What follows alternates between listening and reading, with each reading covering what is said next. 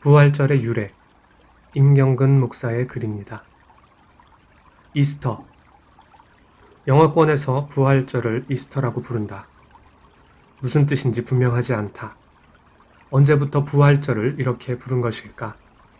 역사가들은 기독교의 주도권이 로마에서 게르만족으로 넘어가면서 게르만족의 토착신앙과 만나 생겨난 것으로 본다.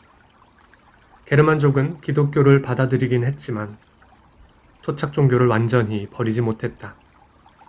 그들의 삶 뼛속 깊숙이 스며든 토착 종교를 버리지 못하고 기독교 문화와 융화시킨 것들이 있는데 그 중 하나가 부활절이다. 그들은 봄이 오면 여신 오스타라를 위한 축제를 열었다. 그런 게르만 민족이 이교를 버리고 기독교를 국교로 정하면서 전통 게르만족의 봄 축제를 기독교 부활절과 연결시킨 것이다. 게르만족의 기독교 입장에서는 자신들이 늘 사용해왔던 축제 이름을 그대로 사용하는 것이 자연스럽고 기독교 복음 전도를 위해서도 좋다고 여긴 것이다. 지금도 독일에서는 부활절을 오슈테른이라고 부르는데 그들의 고대 토착 종교 여신의 이름을 딴 축제에서 기원한 것이다. 바로 이 이름에서 영어 표현도 이스터라고 한다. 게르만족은 이 봄 축제 때 큰 불을 놓는 관습도 있었다. 일종의 우리나라의 정월 대보름에 하는 달집 태우기 같은 것인데 마을 사람들 전체가 나와 높이 올라가는 불꽃을 보고 즐기며 그 만물의 소생과 그 해의 풍년을 기원했다. 부활절 계란. 또 게르만족은 오스타라를 위한 봄 축제 때 빵을 고기와 계란을 곁들여 먹는 전통이 있었고 부활절로 바뀐 이후에도 그렇게 했다. 서양 사람들이 부활절에 고기와 계란을 먹는 습관은 여기에서 시작된 것이다. 부활절에 계란을 먹는 습관은 게르만족의 문화에서 내려온 것이다. 지금도 전 세계적으로 부활절이 되면 계란을 삶아 예쁜 장식을 해 선물을 하기도 한다. 계란에서 병아리가 깨어나는 것을 보고 생명의 부활을 의미한다는 그럴듯한 설명과는 관계가 없다. 부활절의 계란은 이방신을 섬기던 습관과 기독교적 관습을 섞어 놓은 것이라는 것을 알 수 있다. 그러니 굳이 교회에서 계란을 삶아 장식해 나눠주거나 먹는 행사를 할 필요가 있을까? 왜 부활절은 매년 다른 날짜인가? 고대교회가 부활절 날짜로 인해 많은 논쟁을 벌였다. 유대 원력의 유월절에 맞추어 부활절기 행사를 하다가 325년 니케아 회의에서 매년 춘분 후 첫 만월이 온 후 첫 번째 다가오는 주일을 부활절로 지키기로 정한 것이다. 보통 3월 20일이 춘분이고 그 후 첫 만월, 곧 2014년의 경우 4월 14일이 첫 만월이니 그 후 첫 주일은 4월 20일이 되는 셈이다. 그러면 우리는 어떻게 부활절을 보내야 할까? 초대교회는 주일을 예수님의 부활을 기념하며 기뻐하는 축제처럼 성찬을 행하고 예배했다. 그들은 이 주일 외에 특별한 절기를 지키지 않았다. 단지 2세기경부터 교회가 예수님의 고난과 죽음과 부활을 기념하는 절기를 1년에 한 번씩 하면서 전통이 되었고 중세 때에는 더 많은 축제일들을 만들어 매년 시행했다. 그러나 종교개혁가들은 그 모든 연례 행사로 시행하는 교회의 축제일들을 폐지했다. 방종주의자들이 득세하던 시기 제네바 의회가 칼뱅과 파레를 쫓아내는 이유 가운데 하나도 기독교 축제일을 없앤 것이었다. 방종주의자들이 의회를 집권한 후 4개의 절기, 성탄절, 할례의 날, 마리아가 천사의 소식을 들은 날, 승천일을 다시 지키도록 결정했고 이날은 일하지 못하도록 했지만 칼뱅이 다시 복귀하면서 그 모든 것들을 폐지했다.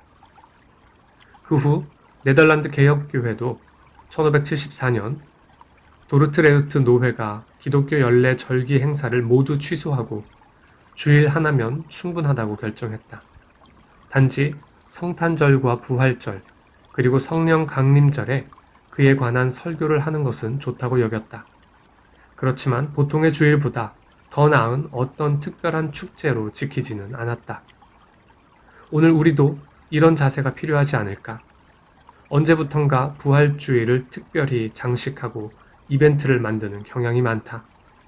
사실 매 주일 모여 예배하며 성찬을 받는 주일이 가장 중요한 예수님의 부활을 기념하는 날이 아닌가. 사순절. 로마 천주교회가 사순절 기간을 만들어 고행과 금식과 고기를 먹지 못하며 놀이를 금지하는 것은 종교적이고 경건해 보이지만 올바른 신앙을 세우지는 못한다. 개혁가 츠빙글리는 사순절 기간에 고기와 소시지를 먹을 수 있다고 파격적으로 가르쳤다.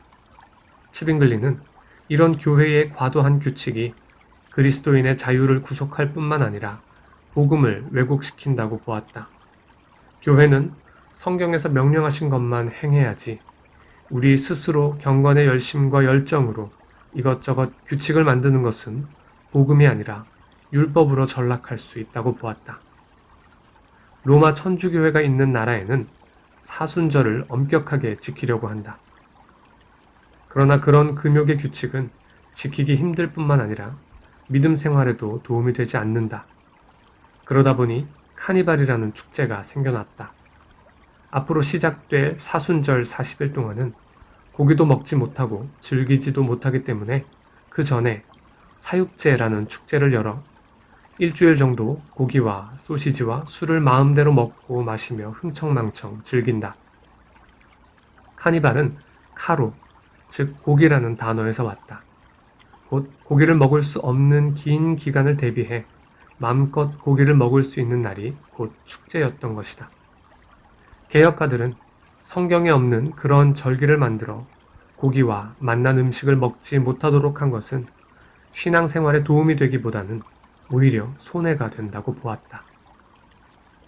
고난주간. 고난주간이다. 세계의 수많은 그리스도인들이 그리스도의 고난을 생각하며 그 고난을 흉내내려 한다.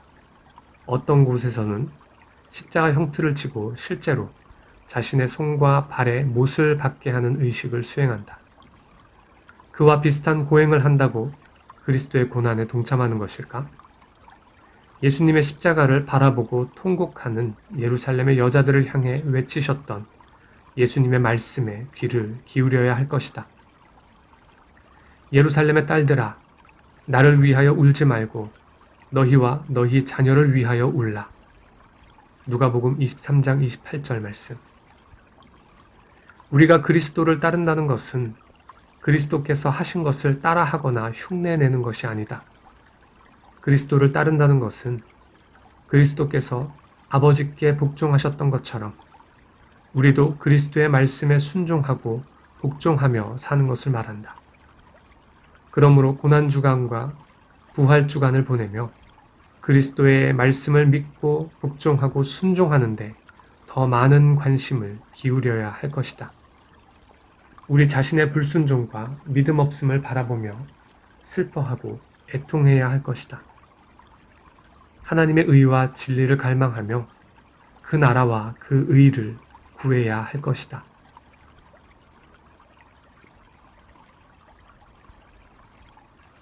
내가 주를 바라오니 성실과 정직으로